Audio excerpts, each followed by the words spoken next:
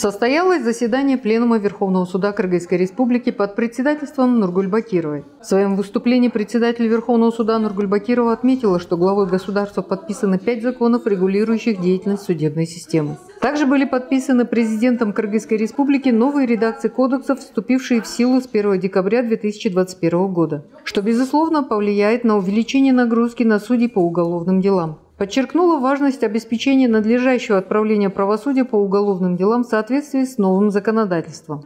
Нургуль Бакирова выразила уверенность в том, что судебная коллегия по уголовным делам высшего судебного органа сможет выполнить эту задачу на должном уровне.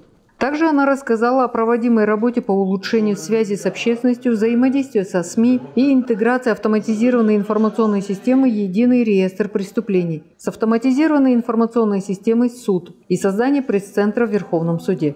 Также добавила, что предстоят выборы депутатов Джугурку Кенеша Кыргызской Республики и принимаются необходимые меры для обеспечения рассмотрения споров, связанных с избирательным правом в судах. Пленум на повестке дня рассмотрел 3 вопроса. По первому вопросу был рассмотрен проект постановления Пленума Верховного суда о некоторых вопросах применения законодательства при разрешении споров, связанных с регистрацией прав на недвижимое имущество.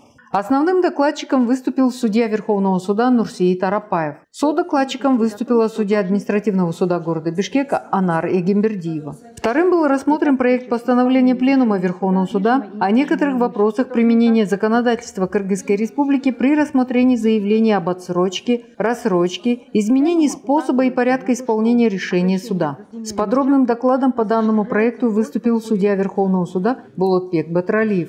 А содокладчиками по данному вопросу повестки выступили судья Бишкекского городского суда Назгуль Ильязова и судья Чуйского областного суда Гульназ Кадырова. Третьим вопросом на повестке дня был вынесен проект постановления Пленума Верховного суда, связанный с награждением судей и работников судебной системы.